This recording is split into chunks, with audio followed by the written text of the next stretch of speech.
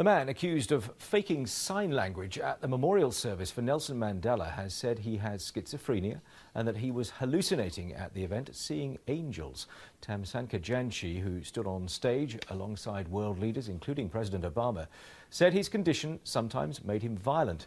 The South African government has criticised the company which supplied Mr. Janshi for the service. Well, the BBC's Ros Atkins is in Johannesburg for us this evening. Tell us more about the various comments that have been made on this subject today, Ros.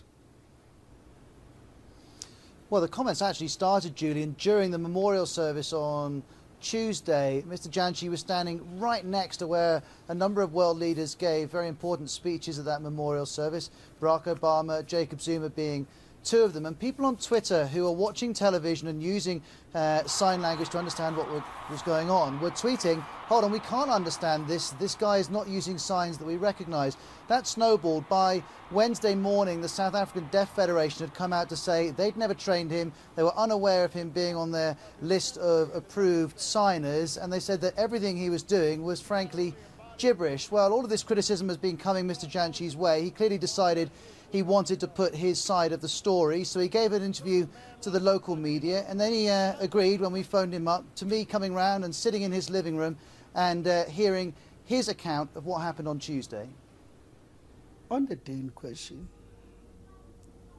while I was working, which is not a part of an excuse, while I was working, I had a breakdown when I see angels come from sky to the ground. And I start knowing that I'm not well, because it's not something possible. But believe me, I saw them coming on stage. From that moment,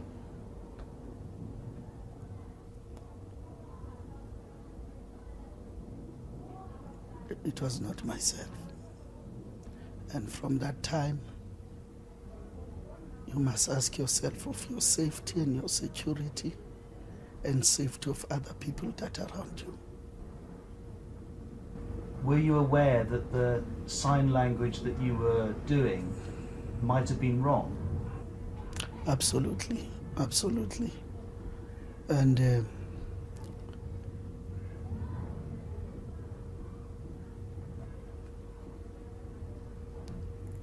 I will see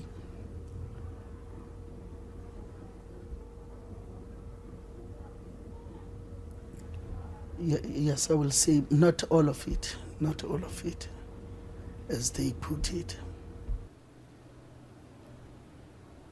And Julian, there are a couple of things to note here. Both Mr. Janshi on a personal level and the government on a national level have said the very fact that he was standing there shows a commitment to signing important events and a commitment to people with disabilities. But what critics are saying is, well, hold on, if you're so committed, perhaps you should have checked whether the person doing the signing was qualified to do it, not just generally, but also on the day. After all, Mr. Janshi says he has suffered from schizophrenia for a long time. Another thing to mention, this has been a big distraction from what's been happening in Pretoria at the Union buildings. Nelson Mandela's body has been lying in state for a second day. It's been moved back to the military hospital where it's being kept, but it will be brought back for one last time on Friday, and that will be the last chance for South Africans to pass by his coffin and his remains and pay their respects. Ros, thank you very much for that. Ros Atkins there in Johannesburg.